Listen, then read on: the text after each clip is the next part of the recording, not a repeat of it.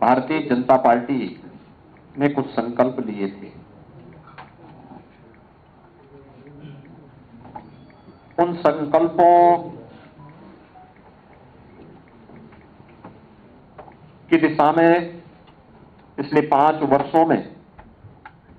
Bharatiya Janata party नेतृत्व की सरकार ने क्या कुछ किया है, उसकी रिपोर्ट देना भी ये मेरा परम दायित्व है। और अपने उसी परम दायित्व का निर्वहन करने के लिए आज हम सब यहां पर मैं अपनी टीम के साथ आपके बीच में उपस्थित हुआ हूं। 5 वर्ष के कार्यकाल की इस अवधि के दौरान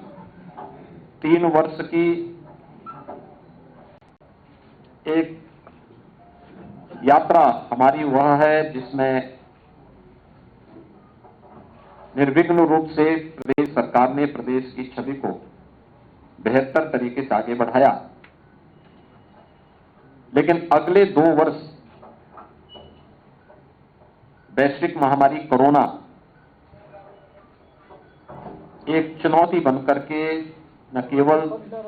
हमारे सामने बल्कि पूरी दुनिया की मानवता के सामने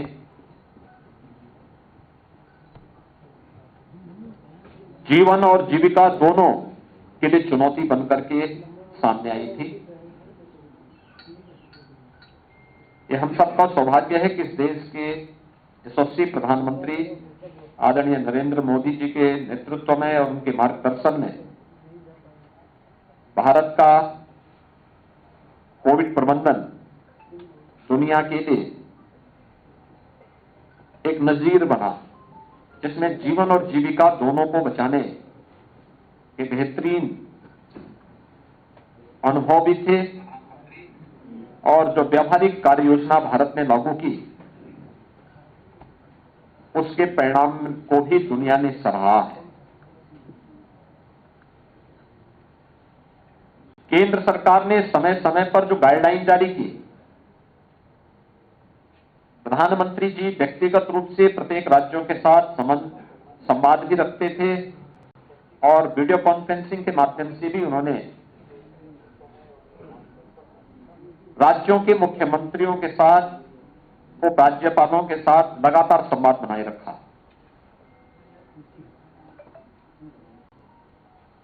आज उसी का परिणाम है कि देश की सबसे बड़ी आबादी का राज्य उत्तर प्रदेश कोविड प्रबंधन में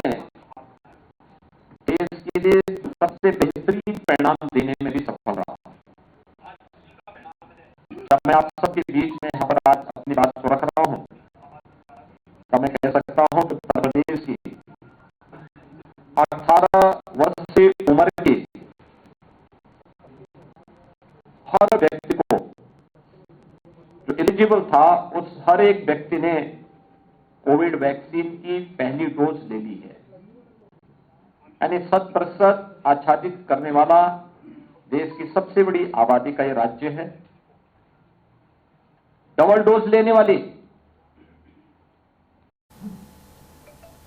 अगर मैं प्रिकॉशन डोज की बात करूं, जो 60 साल से ऊपर के किसी गंभीर बीमारी से ग्रसित व्यक्ति या हेल्थ वर्कर्स की बात है, तो वह 15,38,992 लोगों ने भी प्रिकॉशन डोज भी ले ली है। और 15 to 16 जो 17 जो 15 प्लस से जुड़ी 15 से 17 वर्ष के जो यूथ हैं, इसमें भी 1,67,281 यूथ ने फर्स्ट डोज ले ली है। कुल मिलाकर के 26,48,06,934 वैक्सीन की डोजेज अब तक उत्तर प्रदेश के अंदर दी जा चुकी है।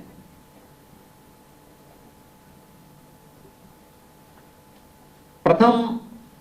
वेव को सफलतापूर्वक नियंत्रित करने के बाद